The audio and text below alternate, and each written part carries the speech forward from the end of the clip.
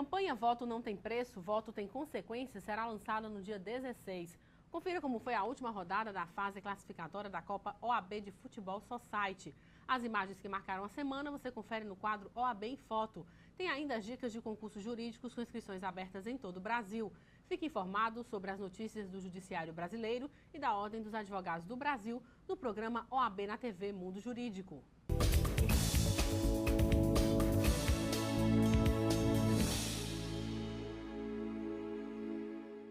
A última rodada da fase classificatória da Copa OAB de Futebol Society ocorreu nesta sexta-feira passada. Das 10 equipes inscritas, 8 foram classificadas para as quartas de final. A Copa OAB é uma realização da Comissão de Esporte e Lazer da OAB Ceará. Os jogos são disputados com infraestrutura de arbitragem da Federação Cearense de Futebol e ambulância da Caixa de Assistência dos Advogados do Ceará. Na última rodada da primeira fase, houve 4 grandes jogos que definiram a classificação dos times nas quartas de final. No primeiro jogo, o Real Advocacia empatou com o Master pelo placar de 2-2. Temos que manter os pés no chão, apesar de estarmos classificados, sabemos que é um campeonato muito difícil. Todos os times vêm bem preparados e o mais importante a partir desse momento é a união das equipes. Não é um jogador que vai fazer a diferença, é o coletivo. O segundo jogo foi definido sem muito esforço. O Luizinho ganhou do Ajuizados por WO.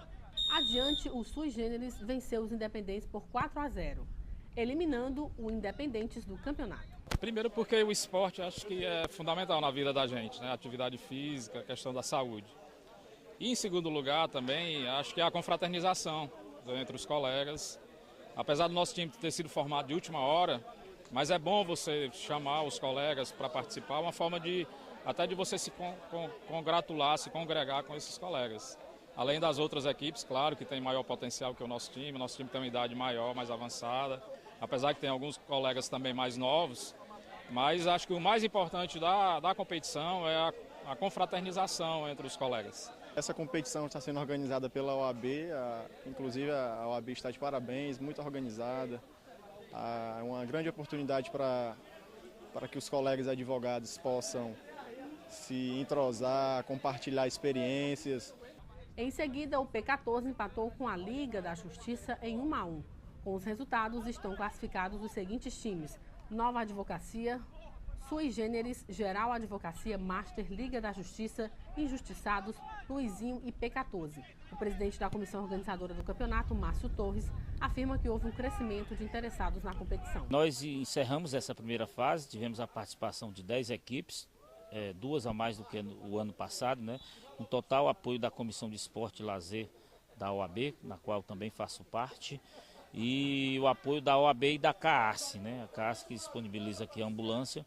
Então foi uma competição, está sendo uma competição muito bem organizada e no próximo sábado nós vamos ter os cruzamentos. Se classificaram 8 equipes, cada equipe agora vai lutar para chegar nas finais. Nós estamos em ritmo de Copa do Mundo, né? Nós com 8 classificados na Copa do Mundo, nós aqui também com 8 classificados no mata-mata. E esperamos que a competição chegue ao seu final com pleno sucesso, êxito, como tem sido nos anos anteriores. O Conselho Regional de Contabilidade, o CRC, e a OAB Ceará vão realizar no próximo dia 18 de julho, na sede do CRC, um seminário sobre prestação de contas das campanhas eleitorais. O evento é gratuito e contará com a participação do Tribunal Regional Eleitoral. E para falar sobre essa iniciativa, nós conversamos agora com a presidente do CRC Ceará, doutora Clara Germana Rocha. Doutora Clara, é um prazer tê-la aqui em nosso estúdio. Obrigada, prazer também todo meu, todo nosso, do Conselho Regional de Contabilidade. Inicialmente, eu gostaria que a senhora explicasse para os nossos telespectadores como surgiu a ideia de realizar este evento. Bom, a criação do evento, né, que vai acontecer no dia 18 de julho no Conselho Regional de Contabilidade, ele veio de uma iniciativa, de uma parceria com o Conselho Federal de Contabilidade e o Conselho Federal da OAB, né, dos advogados. Então, eles firmaram uma parceria, onde eles também fizeram um livro, né, partidas dobradas, campanhas eleitorais, e daí surgiu a ideia de todos os regionais do Brasil todo fazer seminário, fazer capacitação para os profissionais de contabilidade, como também partidos, gestores, né, comitês financeiros, para explanar realmente como é que funciona, como é que acontece a prestação de contas eleitorais. Doutora Clara, na prática, o que muda no que diz respeito à prestação de contas em relação à última campanha, às últimas eleições? Bom, o que eu posso te dizer que, assim, que foi uma grande conquista, um grande avanço, uma grande mudança para a prestação de conta eleitoral é a assinatura do profissional de contabilidade nas prestações de contas eleitorais. Né? Que antes nós realizávamos a prestação de contas, ou então algum tesoureiro da campanha também fazia, mas não assinava. Então, hoje tem essa obrigatoriedade, né, de ter a assinatura do profissional de contabilidade com a constituição aí de um advogado. Né? Com relação aos demais gastos e despesas ou receitas, não houve muitas mudanças que eu posso falar assim, relevantes. Né? Algumas com relação ao aumento do fundo de caixa, que antes era R$300, hoje é R$400, mas assim, o conteúdo em todo continua praticamente as mesmas normas das eleições passadas. Os limites estabelecidos no que diz respeito à doação de pessoa jurídica e pessoa física são os mesmos? São os mesmos, né? Que no caso 10% do que foi, 10% de pessoa física, o que foi declarado no ano de 2013, declarado imposto de renda referente ao ano base 2013, e 2% de pessoa jurídica sobre o faturamento também declarado no ano de 2013. Então, continua os mesmos percentuais. Quais são os principais cuidados que os candidatos devem ter no que diz respeito à prestação de contas? Muita gente faz confusão, acha que só um recibo às vezes resolve. Na hora da prestação de contas ele vai ter problema se tiver só o recibo? Vai. A prestação de conta, ela tem que ter o maior, assim, o importante, né, de ter, e tem que ter, deve ter, as documentações. Certo. Documentações comprobatórias. Né? Então, se é feito algum gasto, como gráfica, por exemplo. Então, se a gráfica, no caso, CNPJ, então tem que ser um CNPJ da gráfica ou nota fiscal, acompanhada de recibo, e a gente ainda exige que tenha uma cópia do cheque, né, aquele cheque que foi efetuado o pagamento, junto com aquele pagamento. Então, esses documentos comprobatórios é que justifica, né, esse gasto que aconteceu para aquela campanha. No decorrer da campanha, o candidato já vai ter que estar prestando conta, não é verdade? Existem as parciais. A senhora poderia falar um pouco sobre essa prestação de contas parcial? Existe. Agora nós estamos na fase do CNPJ. Né? Então, todos os candidatos, comitês financeiros, têm que ter seu CNPJ. Depois passa-se a fase para abertura de contas bancárias. Né? Então, as contas bancárias, elas são obrigatórias, né? Independente se você vai ter movimentação ou não. Né? Então, isso faz parte da prestação de conta. E daí, a partir daí, começam os gastos, tem que ter a comprovação, como eu falei antes, né?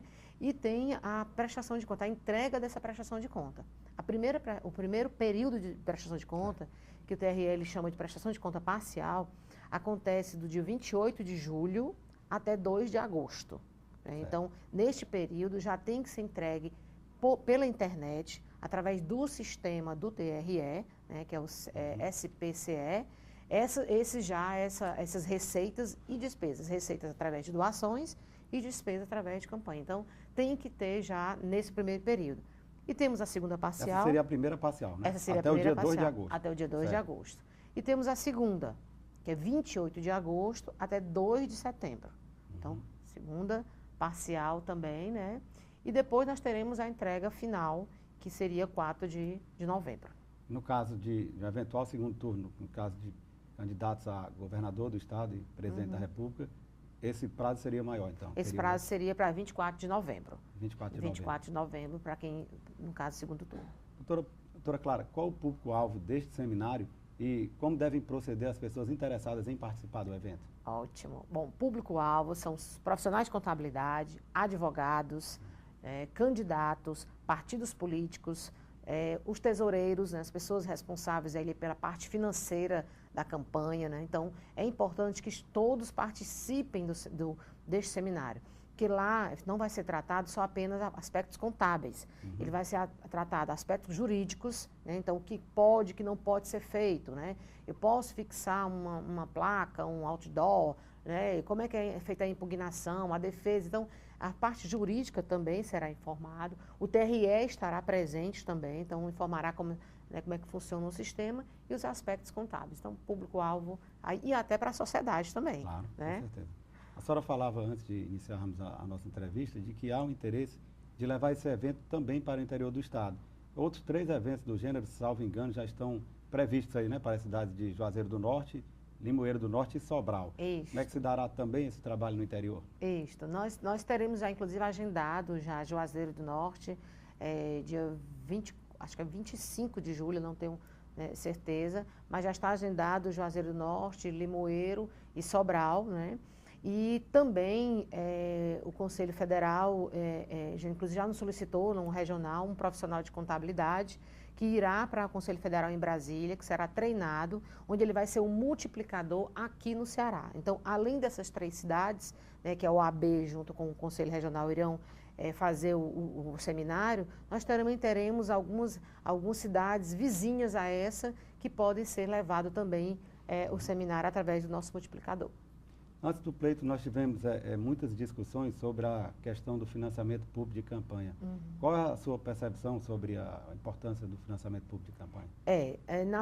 No próprio decreto, a resolução do tribunal, ele fala que órgãos públicos, em geral, são proibidos de fazer as doações, né? Entidades de classe, associações. Então, todas as entidades que recebem recursos públicos, eles são impedidos, são vedados de doar, né, campanha. Então, isso continua nas eleições anteriores e isso também continua. Então, os candidatos, os comitês, inclusive, têm que ter um certo cuidado de quando pegar algum tipo de nota fiscal, verificar se esse CNPJ não é algum CNPJ relacionado a órgãos públicos, que se for, esse valor será nulo. Né?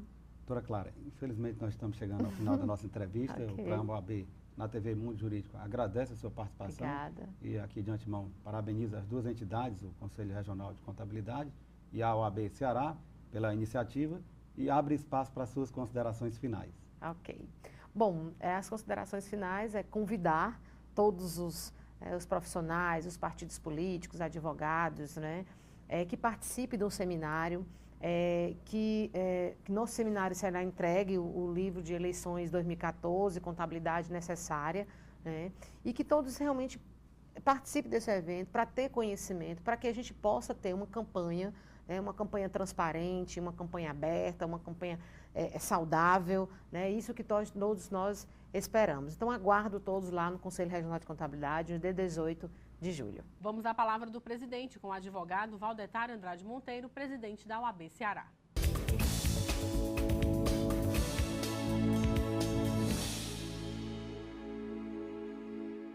Colegas advogados e advogadas, começamos com a CNBB e o Conselho Federal da Ordem uma nova campanha para as eleições de 2014.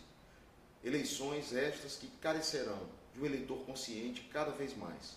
Eleições limpas, de modo que o eleitor possa analisar a vida pregressa dos seus candidatos e, principalmente, analisar os projetos estes que poderão ser cobrados no futuro. É muito importante essa conscientização e a OAB, como trincheira cívica da cidadania, não poderia se furtar a participar dessa importante campanha. Ficha limpa, projeto que a OAB apoiou e que está em plena vigência. É importante que agora, nessas eleições, nós possamos também ter eleições limpas. Verifique o seu candidato, a estrutura que o candidato oferece para pós-eleição, para que você possa cobrar. É muito importante essa conscientização. E advogados e advogadas de todo o Estado têm esse condão, como formadores de opinião, de contribuir muito para esse processo eleitoral.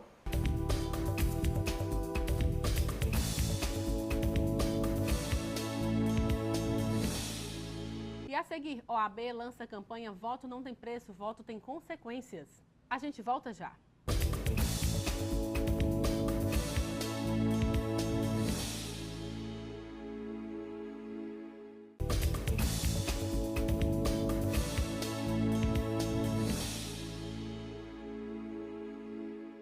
Será lançada no próximo dia 16 em todo o país a campanha Voto Não Tem Preço, Tem Consequências. Uma parceria da OAB com a CNBB, a campanha tem o objetivo de conscientizar os eleitores sobre a importância das eleições gerais deste ano. O Ministério da Justiça divulgou recentemente uma pesquisa sobre o acesso à justiça no Brasil. No estudo, o Ceará aparece como o estado com a terceira pior justiça do país. E para fazer uma análise sobre esta pesquisa, nós conversamos agora com a presidente da Comissão de Acesso à Justiça da OAB Ceará, doutora Renata Rebouças. Doutora Renata, é um prazer tê-la aqui conosco no estúdio. Da mesma forma, e cumprimento os senhores telespectadores e aproveito para esclarecer alguns pontos a respeito dessa pesquisa. Inicialmente eu gostaria que a senhora fizesse uma análise sobre esta pesquisa que aponta o estado do Ceará como o terceiro pior no que diz respeito ao acesso à justiça. Tá, eu quando recebi a notícia fiquei surpresa porque nós temos 26 estados e sermos considerados como a terceira pior justiça diante das adversidades que assolam, né, a outras regiões como o norte. Tudo bem que a pesquisa está colocando norte e nordeste, mas diante dos dados colhidos, eu fui verificar e achei, com todo respeito, a pesquisa que foi realizada, né, pelo Ministério, eu achei que a pesquisa foi um pouco temerária. Por exemplo, ela colocou como terceira pior justiça do país. Há 6 meses atrás, a gente estava classificado como quarto, ou havia uma discussão se era quarto, outras entrevistas colocavam como segundo. Se nós éramos a segunda pior, a gente melhorou, que foi para a terceira, né? Se a gente era a quarta, a gente piorou, que foi para a terceira. Mas eu fui avaliar qual foi o índice que eles utilizaram, né? E como foi feita a pesquisa. Entrei, inclusive, para fazer uma pesquisa eu, que sou advogada, e eu achei a forma como foi posta lá difícil de lidar até para o advogado, imagina para uma pessoa que é leiga na situação. Então, eu fiquei, assim, um pouco em dúvida a respeito dessa pesquisa que foi elaborada. Na verdade, em que se baseou essa pesquisa?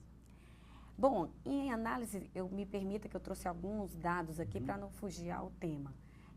O índice utilizado foi um chamado índice IJA2, pela Secretaria, que isso foi um projeto desenvolvido pela Secretaria de Reforma do Judiciário, certo? O que acontece? Ela fez um manual com uma boa vontade excelente, porque ela teve uma iniciativa. Então, ela fez um manual para um leigo, para ele manusear, para ele saber onde é que ele vai, não sei o quê. Só que esse manual está em desenvolvimento, como qualquer proposta, como qualquer projeto. E ela divulgou esse índice, né, de terceiro pior, esse índice nessa classificação como terceira pior justiça, baseado num índice que leva em consideração somente a população e o desenvolvimento humano, certo? Que ele soma esses dois, população e desenvolvimento humano, e divide por 2. Ora, vamos considerar, o estado do Ceará tem, eu não sei a média de habitantes, mas gira entre 7 a 8 milhões de habitantes, não é isso? Então, nós temos muita população miserável no interior do estado. Verdade. E o acesso à justiça aqui não é difícil, só que a população própria, por desconhecimento, certo? E por, assim, falta de credibilidade que a própria justiça gerou nesses últimos anos, eles preferem não entrar. Eu tenho clientes discernidos que quando eu falo, olha, isso cabe tal coisa, entrar não adianta de nada, demora. Então, assim, hoje em dia as pessoas não veem mais o resultado da justiça. Por isso que isso é uma preocupação nacional e foi criado essa forma de avaliar, que em breve eles querem que as pessoas participem, advogados, leigos, juízes, todo mundo, mas por enquanto é uma coisa que foi desenvolvida em Brasília. Então, Brasília tem o maior conhecimento disso, né, que já está mais antigo lá, essa proposta vem de lá, então fica mais fácil todo mundo participar. É tanto que ela é a primeira melhor justiça do Brasil, é Brasília. E nós temos também, digamos, outros estados que se destacam até pelas próprias decisões que a gente trabalha em cima delas, né? Então, assim, foi isso que eu fiquei fazendo o levantamento e fiquei um pouco pensativa, né, a respeito dessa pesquisa. A senhora acredita, então, que a divulgação dessa pesquisa foi precipitada? Exatamente, eu acredito que foi uma precipitação, mas com a máxima boa vontade. Acho que talvez ela tenha colocado que ela tenha feito um ranking, né? Claro. Um ranking de, digamos assim, de protótipo, e esse ranking, lamentavelmente, foi divulgado. Só que eu acho que houve uma precipitação e isso gera mácula, né, ao estado do Ceará. Gera mácula aos advogados, gera mácula aos juízes, gera mácula aos defensores públicos. A todo o sistema. Não que nós tenhamos digamos assim, a melhor justiça ou a justiça mediana, claro que nós precisamos melhorar. Mas daí, para nos classificar como terceira pior no país, de uma cidade do tamanho de Fortaleza, lógico que os advogados se concentram na capital, mas 80% da população hoje está concentrada na capital. Eu acredito, inclusive, que a Justiça do Ceará, ela está buscando, ela está tendendo para uma melhora.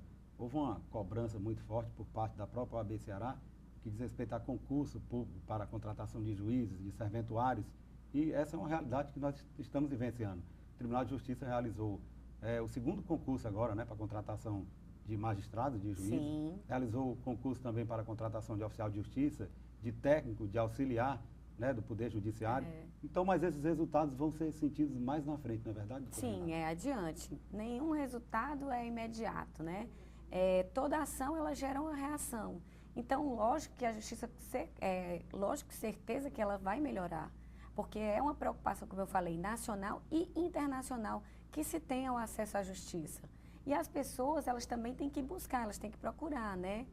Assim, tem que confiar no Poder Judiciário, nas pessoas que no Poder Judiciário, nos advogados, nos defensores, então, Ministério Público, em todos que estão envolvidos. E fazer valer, né? Porque se não houver a participação do maior interessado, não tem como...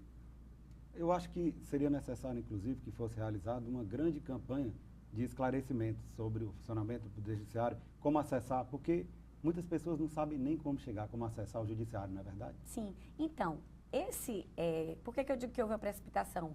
A Secretaria de Reforma do Judiciário, a intenção dela é essa, é que as pessoas tenham, cheguem lá, saibam onde é que elas vão se dirigir, se é um conselho tutelar, se é uma delegacia, que queira ou não queira, está relacionado, apesar de fazer parte do administrativo, qual é o juizado que elas vão, enfim, é ter o conhecimento aonde elas se direcionam, que isso é muito importante.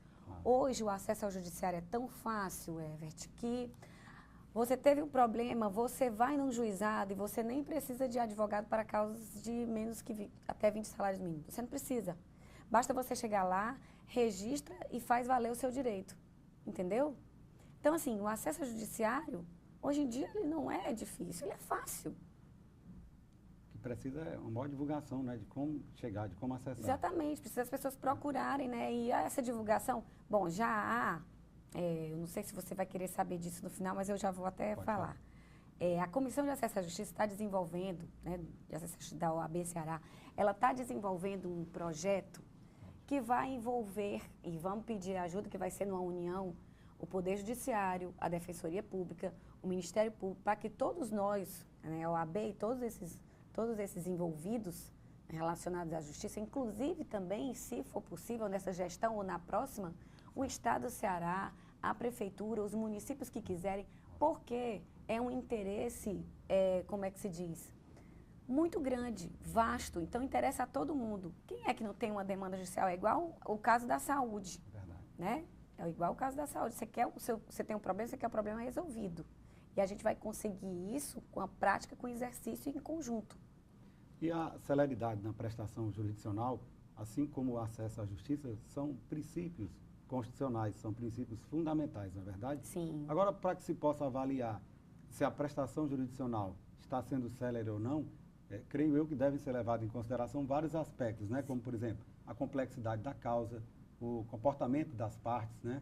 O próprio comportamento do juiz e a estrutura do Poder Judiciário, não é verdade? Exatamente. Quem impulsiona, né, que são os advogados, quem está fiscalizando a lei, né? No caso, se não houver advogados defensores. Então, tem que haver um impulsionamento do processo por meio das partes, o julgamento por meio do julgamento, a avaliação, decisões, despachos por meio do juiz e dos servidores que fazem a secretaria. Tem que haver um trabalho no layout de recebimento de processo, do trâmite dentro da secretaria, que isso foi até um assunto que eu estava conversando com um juiz, de problemas estruturais na hora da audiência. Era coisa simples. Mas o pessoal do judiciário, digamos assim, as pessoas que estão voltadas para o judiciário, elas só estão voltadas para o fim, que é o julgar. Quando elas têm que perceber tudo que está no entorno delas. Por exemplo, o dia da audiência. Se a audiência é feita numa sala separada, tem que haver uma logística antes. Eu tenho uma audiência que horas? É 9h30 a minha audiência? O juiz tem audiência 9h30? Então, peraí. olha lá, se os computadores já estão ok, se a impressora está funcionando, se não tiver isso, o que custa fazer isso 1 hora antes? Se não tiver, já chama a informação. O trabalho do juiz é facilitado, o do advogado é facilitado, o do serventuário, servidor é facilitado. Então, assim, lamentavelmente, o que a gente vê? A gente chega num fórum e o fórum é lógico que o diretor tem que ser um juiz, mas ele não tem assessoria de uma administração. E o juiz, ele não foi capacitado para administrar. Ele pode ter um direcionamento para a gestão, ou aqueles interessados que gostem, porque se o juiz não gosta de administrar, não adianta ele botar ele nessa função. Claro. Né? Porque fica difícil ele dar conta de tudo. Quando nós falávamos do princípio constitucional da duração razoável do processo, eu lembrei muito bem uma palestra que uma vez eu assisti do grande processualista Fred Didier, o baiano Fred Didier, onde ele dizia que a duração razoável do processo, a duração do processo é também um direito fundamental, que ninguém quer um processo que seja resolvido de forma relâmpago, né? Ele tem que demorar um pouco, tem que demorar até para que se tenha direito a um contraditório e uma ampla defesa nos seus aspectos formal e material. Material no sentido de que a parte possa participar, possa convencer o juiz. Como é que a senhora avalia, então, essa análise do grande Fred Didier, de que a duração razoável do processo é também um direito fundamental de que se tenha um mínimo de duração dentro do processo? Olha, como eu disse, as partes elas têm que impulsionar o processo. Como assim? O juiz ele não pode agir se ele não for, como é que se diz? Se não houver um impulso, né? Se não houver um acionamento, um ajuizamento. Então, o advogado ajuiza, a outra parte se manifesta, né, através de seu advogado, claro, e aí vai dando andamento. É como se fosse, vamos comparar, não chega a ser um jogo de futebol, mas vamos comparar um jogo de tênis, né? Então, assim, uma parte e tem aquele que vai ser o jogador, quem é que está não é que está jogando melhor, mas quem é que está com o direito certo, com o direito melhor. Só que para ele avaliar esse direito é mais difícil que o jogo, porque ele precisa ver as provas que constituem os autos, ele precisa ver depoimentos testemunhais quando há necessidade. É muito complexo, sem contar que o juiz, ele é interrompido várias vezes porque ele cuida de vários processos.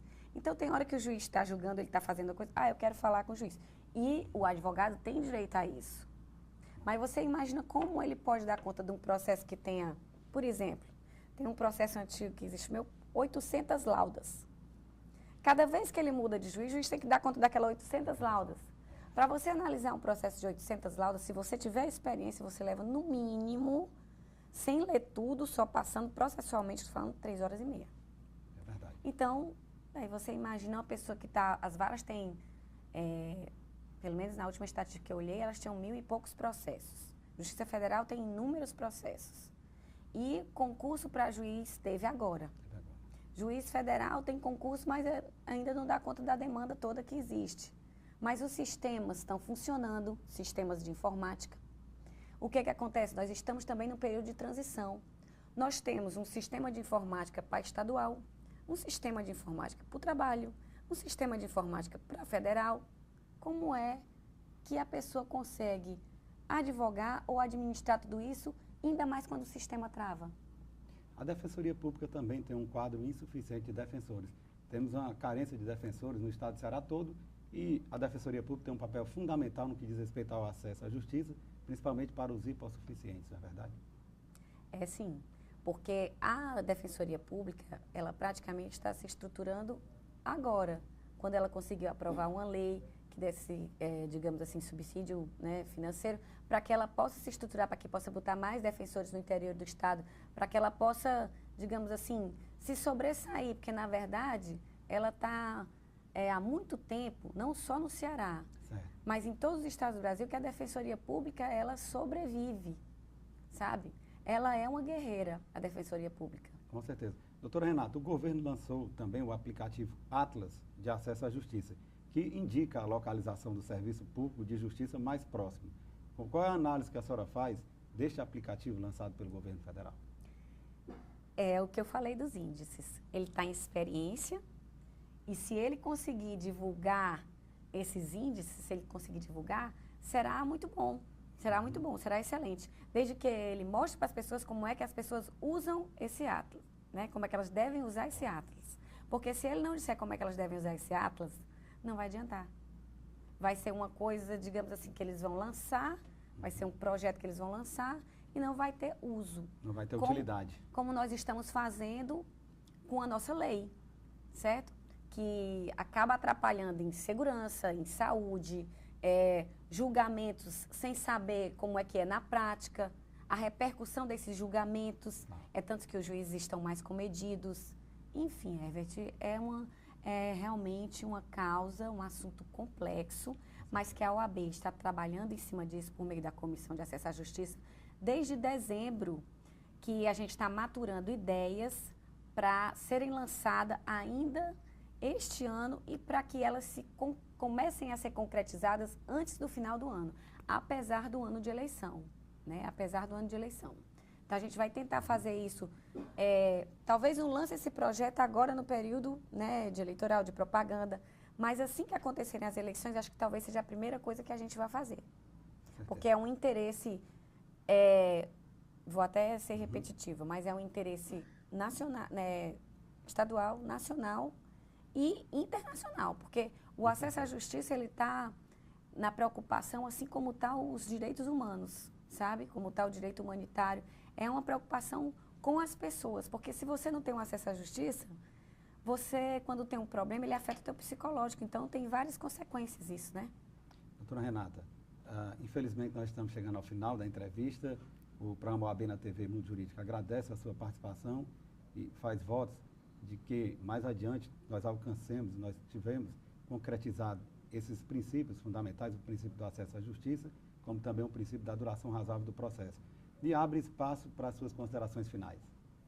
Bom, eu que agradeço a participação, realmente foi uma satisfação enorme tratar com você aqui no programa, falar aos telespectadores, esclarecer a respeito, pelo menos eu espero que tenha esclarecido alguns pontos a respeito dessa pesquisa, né, que, digamos, com todo respeito ao Ministério da Justiça, maculou um pouco o Estado do Ceará pela precipitação, em razão de ser uma proposta apenas, né, de não ser nada maturado e dos índices que elas pautou para realizar a pesquisa.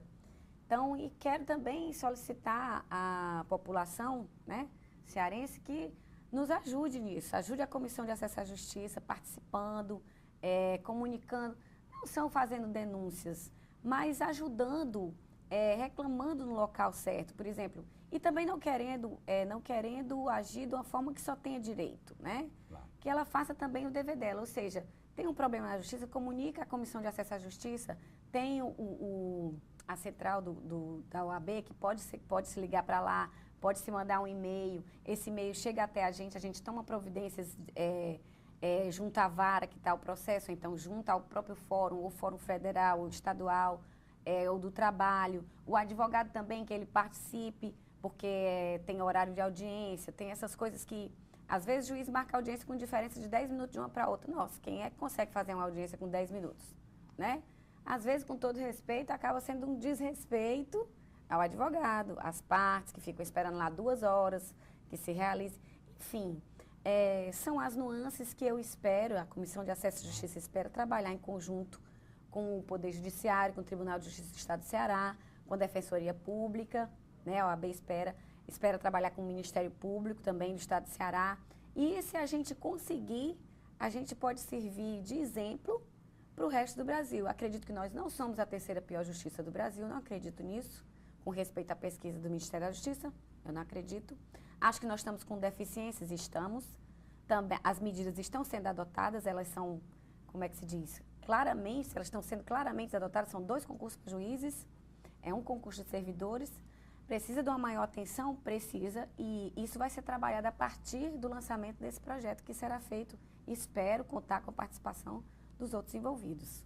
A OAB também lançará uma ouvidoria exclusiva para as eleições. O canal, que estará disponível no site do Conselho Federal, servirá para tirar dúvidas dos eleitores e receber denúncias que envolvam o pleito de outubro deste ano. A ouvidoria entrará no ar no dia 16 de julho e ficará disponível até o final das eleições. O lançamento da campanha acontece às 14 horas no dia 16 de julho na sede do Conselho Federal da OAB, em Brasília, e contará com a presença dos presidentes das seccionais, que replicarão a mensagem por todo o Brasil. Em instantes, as dicas de concursos jurídicos com inscrições abertas. E as imagens que marcaram a semana no quadro OAB em Foto.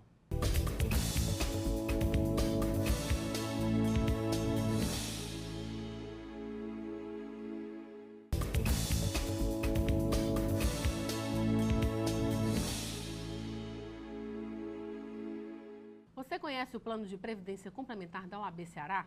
A OAB Prev Ceará surgiu do anseio da Ordem dos Advogados do Brasil e da Caixa de Assistência dos Advogados do Ceará em oferecer um plano de previdência complementar desenvolvido exclusivamente para atender às necessidades dos advogados cearenses. A previdência complementar fechada no Brasil vem crescendo a cada ano. Nós brasileiros percebemos que é preciso pensar no futuro, fazer economia hoje, pensando na qualidade de vida de amanhã. A OAB Prev Ceará funciona como uma poupança, é um investimento de longo prazo em que você pode acompanhar através de extratos a rentabilidade de seus negócios. Por isso, não perca tempo, faça já o seu plano de previdência complementar e garanta o seu futuro. Mais informações é só ligar para 3464-3991. E para falar sobre a campanha e o Estatuto do Idoso, nós recebemos agora em nosso estúdio o vice-presidente da Comissão do Idoso da OAB Ceará, Dr. Rafael Castelo Branco. Dr. Rafael, é um prazer tê-lo aqui conosco no estúdio. Olha, Velt, nós que agradecemos o convite e o espaço que é aberto para a gente falar da nossa comissão. Obrigado. Dr. Rafael, inicialmente eu gostaria que o senhor falasse para os nossos telespectadores quais são os principais objetivos desta campanha. Bom, Velt, essa campanha ela tem uma origem, né, numa luta histórica do idoso pelo atendimento a esse direito, que a gente entende que, embora positivado em 2003, ele ainda carece de uma maior efetivação. O intuito da comissão no caso, buscar uma mobilização por meio de campanha, de uma sensibilização jurídica em torno desse tema e que possa incentivar uma efetividade mais concreta do atendimento desse direito, né? Doutor Rafael, na prática, de que forma a campanha será desenvolvida? Bom, a campanha ela inicia agora no dia 6, um evento que na verdade é um evento antecipado, que seria no dia 15 de junho, e a gente antecipou em razão da Copa do Mundo, que seria no caso será um evento em alusão ao Dia Mundial da Conscientização, né, e Combate à Violência contra a Pessoa Idosa. Então a gente inicia a campanha com a aplicação de um questionário na Praça do Ferreira. Nesse evento, a gente vai atuar conjuntamente com o FOCEP, que é o Fórum Cearense de Política Pró-Idosos, e com os conselhos, né, tanto o estadual como o municipal vão estar presentes. Então, no caso, a sociedade civil, de uma forma geral, e bem como várias das secretarias que compõem a gestão pública municipal e estadual também lá estarão. Qual será o tempo de duração da campanha? A ideia inicial é que a campanha ela tenha uma duração de 6 meses. Ela congrega uma série de outras atividades, a gente já está agendando algumas reuniões, tanto com a diretoria do Fórum Clóvis Bevilacqua, no âmbito da Justiça Estadual, como também dos demais âmbitos, né, da Justiça Federal. E a gente também tem por objetivo a elaboração, né, no caso, e concretização de um seminário, que seria um seminário estadual, um seminário em que a gente teria como um pano de fundo a questão de garantia de efetividade, né, do Estatuto do Idoso. Esse seminário, a ideia é que seja realizado na nossa escola, né, na FESAC, no mês de outubro. E o final da nossa campanha será em novembro, porque Fortaleza sediará um encontro nacional dos fóruns da sociedade civil que discutem o idoso. Então, nós vamos ter representantes de todo o país aqui, e a ideia é que a OAB, juntamente com a coordenação desse Fórum Nacional, possa realizar um ato público nas imediações do Fórum Clóvis Bevilacqua pelo atendimento desse direito. Doutor Rafael, o Estatuto do Idoso, ele prevê o atendimento processual com prioridade para o idoso. Na prática, na verdade, o que é necessário para a efetivação desse direito? É preciso que fique claro para os telespectadores de que é necessário de que a parte interessada faça a requisição, não é verdade? Exato. O público em geral, todos os requerimentos que são formulados ao juízo, a gente falando no âmbito judicial, claro, mas também administrativamente, os requerimentos que são formulados à autoridade competente, eles têm que expressamente conter um pedido para que seja concedido os benefícios desse direito. O interessado tem que requerer a prioridade. Exatamente. Formalmente tem que ser requerido. E, além disso, é interessante também deixar claro, Velt, que essa prioridade, esse direito, uma vez concedido, ele também não cessa com a morte do beneficiado. Então, esse benefício ele é estendido inclusive aos descendentes em caso de óbito, no decorrer do trâmite, quer do processo administrativo, quer do processo judicial. Doutor Rafael, de acordo com o Estatuto do Idoso, a prioridade ela não permanece apenas no âmbito judicial, ela se estende também aos processos e procedimentos na administração pública, não é verdade? Perfeito. É muito bom frisar esse ponto, porque na realidade o que ocorre? Quando a gente fala em benefício da prioridade de tramitação dos processos, né, ele envolve tanto realmente o âmbito administrativo como judicial. Um ponto interessante a se frisar é que a gente sempre nas nossas abordagens, inclusive essa informação a gente vai levar até a Praça do Ferreira, é que a gente procure sempre formalizar esses requerimentos por escrito, porque a gente sabe muito bem que hoje a legislação ela preconiza que para toda provocação a administração tem que dar uma resposta. Então, quer no âmbito administrativo ou judicial, a gente sempre passa esse tipo de sugestão. Doutor Rafael, o Estatuto do Idoso data de 2003, já se vão aí quase 11 anos. Qual a análise que o senhor faz do Estatuto do Idoso? Quando foi lançado, realmente foi um grande avanço no que diz respeito à proteção dos hipossuficientes. Qual a análise que o senhor faz do Estatuto do Idoso? Ele precisa ser revisto, precisa ser reavaliado ou ele atende a contento? Como a gente sempre aborda, o grande desafio que o Estatuto tem hoje é a sua efetivação.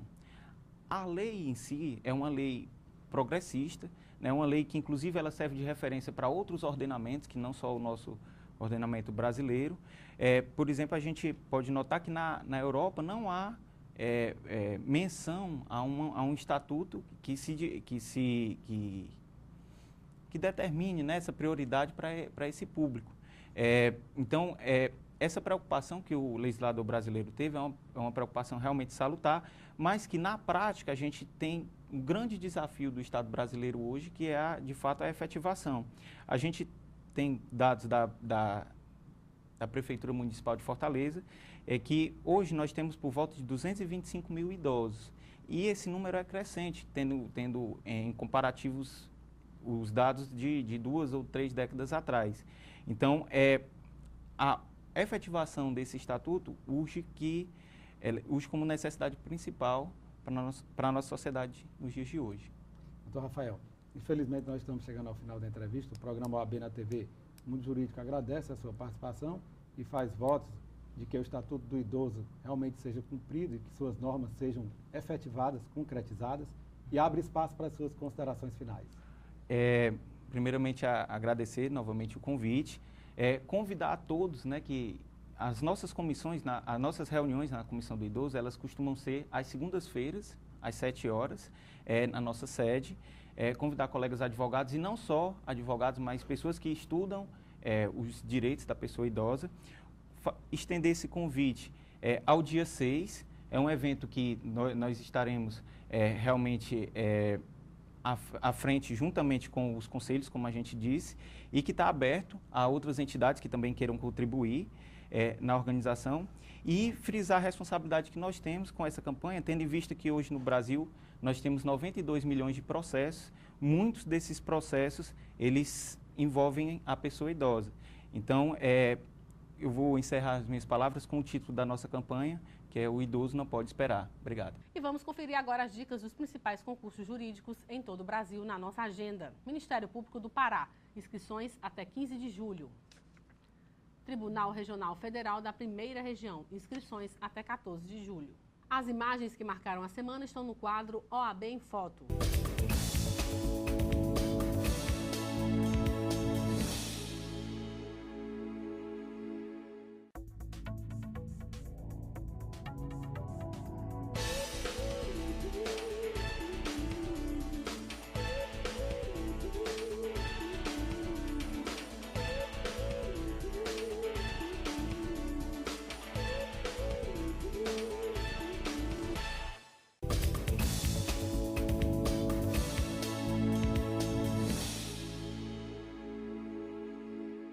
O programa de hoje termina aqui. Lembrando a você que o programa da Ordem dos Advogados do Brasil, Secção Ceará, é transmitido na TV Fortaleza, canal 61.4, às quartas-feiras, às 19 horas, com reprise às quintas-feiras, às 7 da manhã e aos sábados, às 13 horas. Assista também um programa inédito na TV O Povo, canal 48, às quartas-feiras, às 23 horas, com reprise às sextas, às 11 da manhã, aos sábados, às 22h45 e aos domingos, às 11h15 da manhã, ou também no site da OAB Ceará. Fique informado sobre as atividades da Ordem dos Advogados do Brasil, secção Ceará, no OAB na TV Mundo Jurídico, o programa do advogado cearense. E você tem um canal direto com a gente através da página do programa no Facebook e também através do Twitter, @OABCE, ou se preferir, mande um e-mail oabnatv@oabce.org.br. Obrigada pela companhia e até a próxima semana.